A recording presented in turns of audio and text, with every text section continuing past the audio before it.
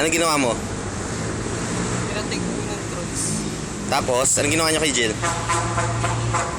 Ni-rape. Ni-rape niyo? Kaya, ano bali silang dalawa kasi natulog na ako sa kanila. So, tatlo kayo. Ni-rape niyo si Jill. Pinilit niyo. Anong pong pangalan mo?